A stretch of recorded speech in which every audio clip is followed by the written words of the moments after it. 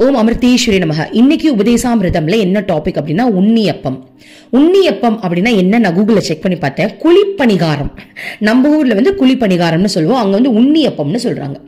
ஒரு நாள் பந்தளத்துல இருந்து ஒரு பக்தை என்ன பண்றாங்க, பிரம்மச்சாரிகளுக்கு உண்ணியப்பம் நல்ல ஒரு டப்பா ஃபுல்லா செஞ்சு கொண்டு வராங்க.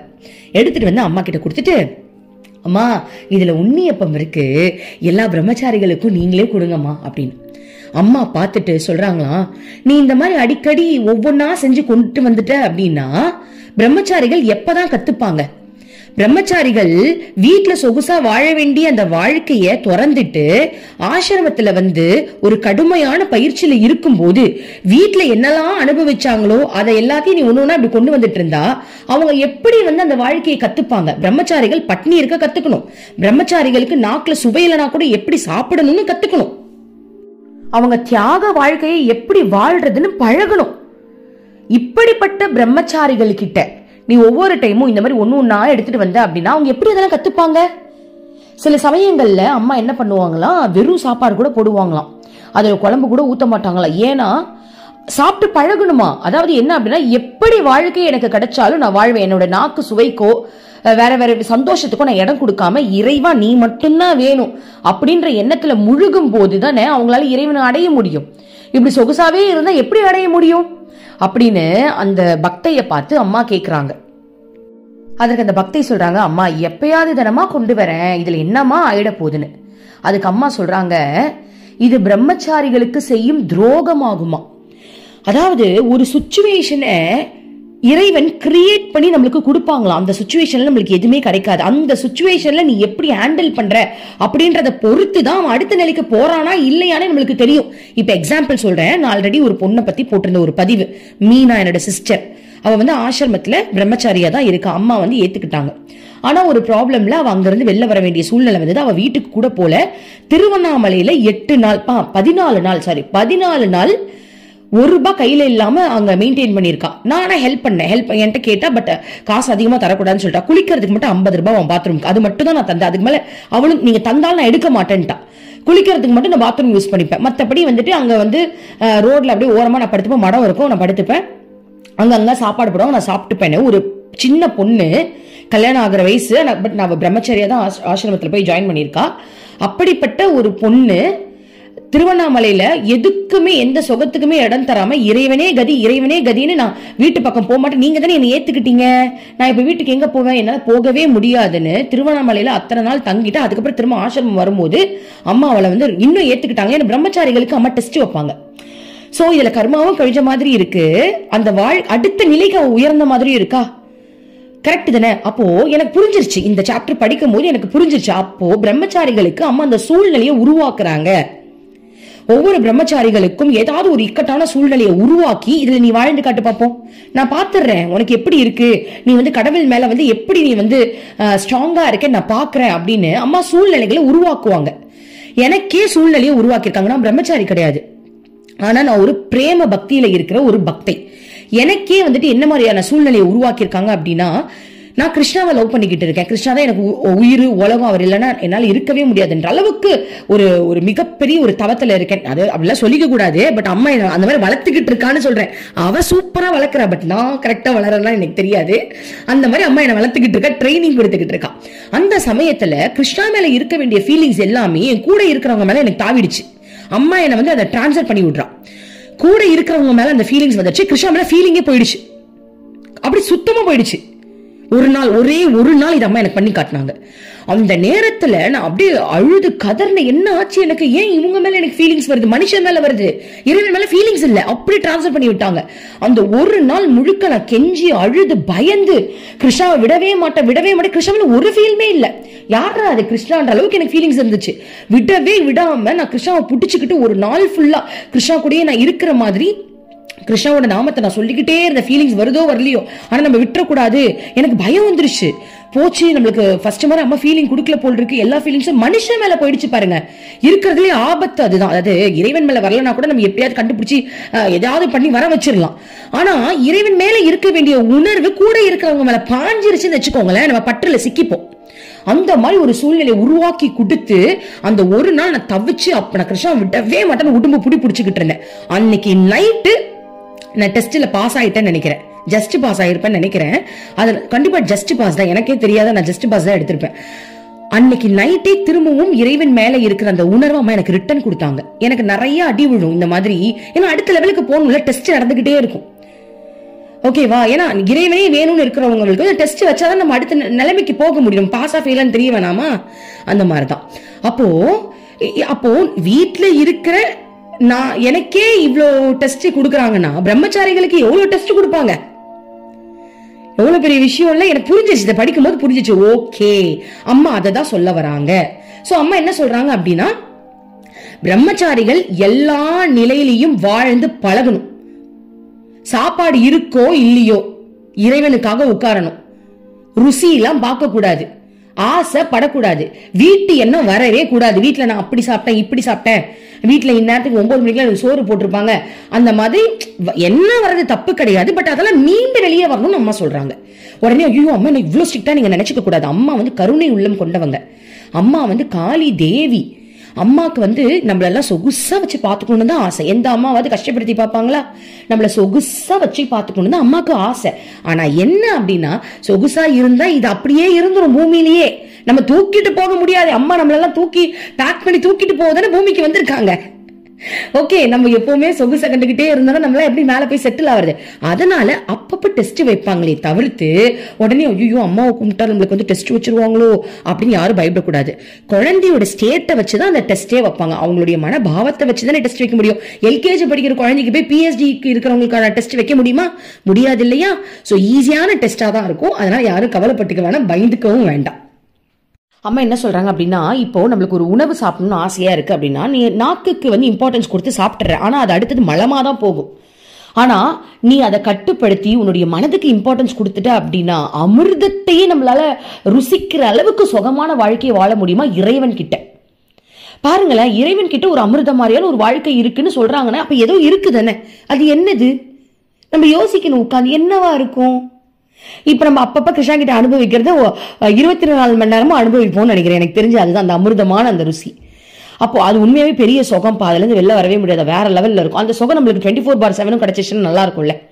சோ அததான் சொல்றாங்க அம்மா, கட்டுப்பாடோட இறைவனை நம்ம கவனம் செலுத்தும் போது இறைவனை நம்ம சீக்கிரம் அடைஞ்சிட்டோம் அப்படின்னா இங்க கிடைக்க வேண்டிய இந்த அற்ப சுகத்தை நம்மள இது அற்பமா தெரியுமா, அதை விட பல மடங்கு கோடி கணக்கான அந்த அபரிவிதமான அன்பு எல்லாமே அங்க இறைவன் கிட்ட நம்மளால அனுபவிக்க முடியும். சோ அற்ப சுவைக்கு ஆசைப்பட்டுறாதீங்க அப்படின்றதுதான் அம்மாவுடைய கருத்து. இதெல்லாம் அந்த பக்தை கேட்டுட்டு பக்தை கண்ணீரோட அம்மா கிட்ட நான் எவ்வளவு பெரிய தப்பு செஞ்சுட்டேம்மா, என்ன மன்னிச்சிருங்கம்மா அப்படின்னு சொல்லும் போது அம்மா அந்த பக்தைய அரவணைச்சு, கவலைப்படாத தங்கம், நீ ஓ மேல ஒரு தப்பு இல்லை, நான் உன்னை ஹர்ட் பண்றதுக்காக சொல்லல, நீ கவலைப்படணும் நான் சொல்லல, பிரம்மச்சாரிகள் எப்படி இருக்கணும் அப்படின்றத நீ தெரிஞ்சுக்கணும் அப்படின்றதுக்காக தான் நான் சொன்னேன், சரியா? நீ கவலைப்பட வேண்டாம், இது இறைவனுடைய செயலா கூட இருக்கும், இறைவனுடைய செயல் தான், அதனை செயலா இருக்கும், இறைவனுடைய செயல் தான். அம்மா சொல்ல இது இறைவனுடைய செயல் தான். ஏன் அப்படின்னா இவங்கள யாராவது உன்னியப்போ சாப்பிடணும்னு ஆசைப்பட்டிருப்பாங்க, உடனே இறைவனுக்கு பொறுத்து இருக்காது, என் குழந்தை ஆசைப்பட்டுருச்சுன்னு சொல்லிட்டு இறைவன் ஓ எண்ணத்து மூலமா உனக்கு அந்த எண்ணத்தை செலுத்தி ஒன்ன ரெடி பண்ணி கொண்டு வர வச்சு எல்லாருக்கும் அந்த இதை உணவா கொடுத்திருப்பாரு. எல்லாமே இறைவனுடைய செயல் தானே அப்படின்னு சொல்றாங்க அம்மா.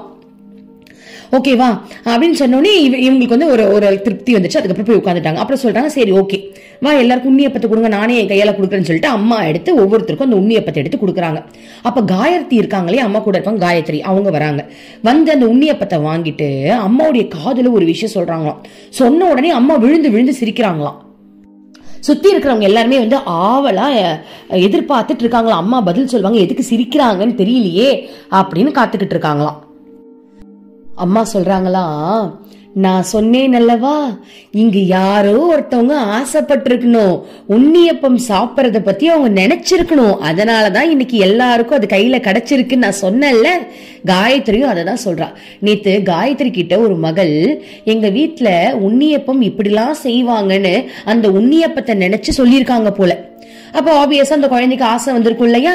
இறைவன் பார்த்திருப்பாரு, என் குழந்தைக்கு இது வேணுமா, எனக்காக என் குழந்தை தன்னுடைய வீட்டையே விட்டுட்டு என்ன அடையணும்னு வந்திருக்க என் குழந்தைக்கு இந்த ஆசையை நான் நிறைவேற்ற மாட்டேனா அப்படின்னு இறைவன் இந்த பக்தி மூலமா புகுந்து உண்ணியப்பத்தை கொண்டு வந்து உங்களுக்கு எல்லாம் கொடுத்துட்டாரு. ஆனா நான் குருவாச்சே, குரு கொடுத்துட்டு அதற்கான ஞானத்தையும் நான் சொல்லணும் இல்லையா? இதற்கு ஆசைப்படக்கூடாதுன்னு சொல்ல வேண்டியது என்னுடைய கடமை அப்படின்றதுக்காக அம்மா அந்த விஷயத்தையும் எல்லாருக்கும் நேரா சொல்லியிருக்காங்க. சோ இதுல இருந்து ஒரு விஷயம் நம்ம தெரிஞ்சுக்கணும் பாருங்களேன். அதாவது இறைவன் ரொம்ப கருணை உள்ளம் கொண்டவங்க. இறைவனுக்கு என்ன ஆசையா? நம்ம வந்து அடி வாங்கணும், விருதம் எடுக்கணும், நம்ம வந்து கடவுளே நினைச்சுக்கிட்டு அப்படியே வந்து தவத்துல முழுகணும். அதாவது இறைவனுக்கு ஒரே ஒரு ஆசை தான், என்னுடைய குழந்தை என்கிட்ட வரணும். என் குழந்தை மாயத்துல சிக்கிக்கிட்டு இருக்கு. இந்த உலகமே ஒரு மாயை. மாயைனா என்ன? எதுவுமே உண்மை கிடையாது. இறப்புன்றது ஒரு விஷயமே கிடையாது. ஆனா இங்க இறந்தா அப்படி அழுறாங்க. ஆமாவா இல்லையா? கண்டிப்பா அது வலிக்குதுதான். யார் இல்லைன்னா எல்லாருக்குமே வலிக்கும் தான், வலிதான். ஆனா அது உண்மையான வலியான்னு கேட்டா அதுதான் மாயையில சிக்கி இருக்கிறதுனாலதான் அது வலிக்குது. ஆத்மாவுக்கு அழிவே இல்லைன்ற ஒரு விஷயம் தெரிஞ்சு ஆத்மாவை நம்ம கண்ணுல பார்க்க முடிஞ்சிருச்சு அப்படின்னா யாருக்கு அழுவ வரும்? வராது இல்லையா? அப்ப அப்படி ஒரு மாயையில சிக்கிக்கிட்டு இருக்கும்.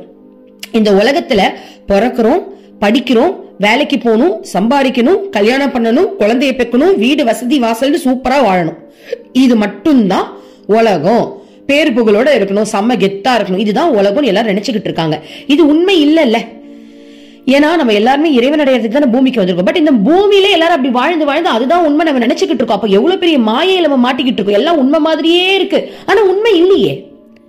இதெல்லாமே பார்க்க உண்மை மாதிரியே இருக்கு, பட் நம்ம எல்லாம் கனவுல இருக்கும். இது எதுவுமே ஒரிஜினல் கிடையாது. அந்த கனவை நம்ம நெஜம்னு நினைச்சு வாழ்ந்துகிட்டு இருக்கோம். ஏன் நெஜம்னு நினைக்கிறோம்? உணர்வுல சிக்கிக்கிட்டதுனால நெஜம்னு நினைக்கிறோம். கரெக்ட் தானே? இப்போ கனவு வருது, கனவுலயும் நம்மளுக்கு ஏதாவது ஒரு விஷயம் நடக்குது அப்படின்னா உணர்வு பூர்வமா இருக்கும். அப்படியே கனவுல எல்லாம் அழுவோம். நிறைய பேர் அழுதிருப்பீங்க. நான் கனவுல தேம்பி அழுதிருக்கா. அப்படியே கண்ணை திறந்து பார்த்தா கண்ணுல தண்ணி எல்லாம் ஊத்திருக்கும். அப்புறம் கனவா அப்படி இருக்கும். ஏன்னா கனவுக்குள்ள கூட ஒரிஜினல் உணர்வு தானே வருது. அப்ப அந்த உணர்வு ஒரிஜினல் நினைச்சுக்கிட்டு அந்த உணர்வுக்கு இம்பார்ட்டன்ஸ் கொடுக்கறதுனாலதான் இந்த மாயையான இந்த கனவு உலகத்துல நம்ம சிக்கிக்கிட்டோம்.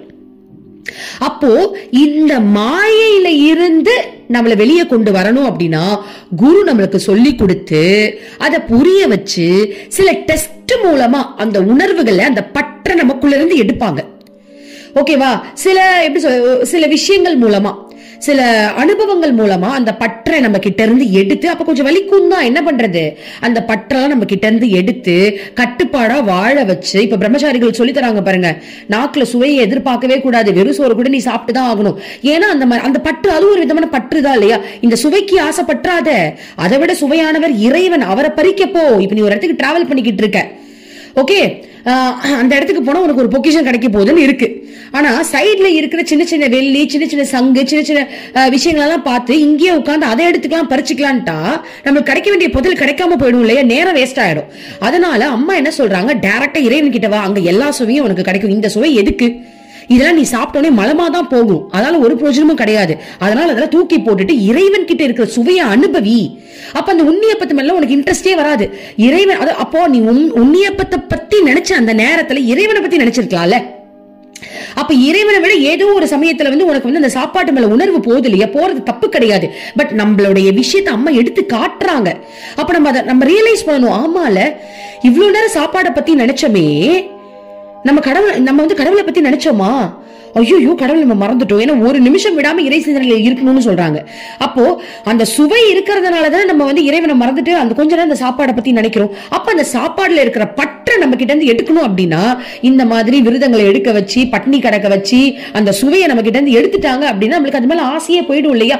அந்த ஆசையை அறுக்கிறதுக்காக தான் குரு இந்த மாதிரியான வேலைகளை செய்யறாங்க. ஓகேவா? அப்ப கடவுளுக்கு என்ன வேணும்? கடவுளுக்கு அவருடைய குழந்தைங்க தான் வேணும். அவருடைய ஜீவாத்மாக்கள் அவருக்கு வேணும். அந்த ஜீவாத்மா கிட்ட உறவாடணும், அன்பை செலுத்தணும், ஆசையா ஜெகஜோதியா அந்த ஒளிமயத்துல நம்ம எல்லாம் கலக்கணும்ன்றதுதான் இறைவனுடைய ஆசை. அப்போ அவருடைய ஆசைக்கு நம்மளும் அங்கதான் போகணும் இல்லையா? அப்போ நம்ம அதற்கான முயற்சிகள் எடுக்கும் போது உன்னுடைய ஆசையை நிறைவேற்ற வேண்டியது இறைவனுடைய கடமை இல்லையா? சோ இறைவனுடைய கடமையை நிறைவேற்றிட்டு குரு மூலமா அந்த பாடத்தையும் உங்களுக்கு சொல்லி கொடுத்துடுறாங்க. இதுதான் இந்த சாப்டர்ல நம்ம எல்லாரும் சேர்ந்து புரிஞ்சுக்க வேண்டிய ஒரு விஷயம். சோ பேசுனதே அம்மா தான். ஏன்னா 2-3 வாட்டி ரெக்கார்ட் பண்ணேன், கொஞ்சம் தான் ரெக்கார்ட் பண்ண, ஒழுங்காவே வரல. நான் அம்மாட்ட சொல்லிட்டேன், அம்மா தயவு செஞ்சு மாமா பேசுமா. இப்ப பாருங்க, எனக்கே திரும்ப லாஸ்ட் அப்படியே சரளமா வருது. அம்மா தான் இறங்கி பேசிட்டு இருக்காங்க நினைக்கிறேன். சோ நாளைக்கு இன்னும் நிறைய விஷயங்களோட நம்ம பார்க்கலாம். என்ன சாப்டர்னு பார்த்துக்கலாம். ஓம் அமிர்தீஸ்வரன் நம. ஓம் நம சிவாயா.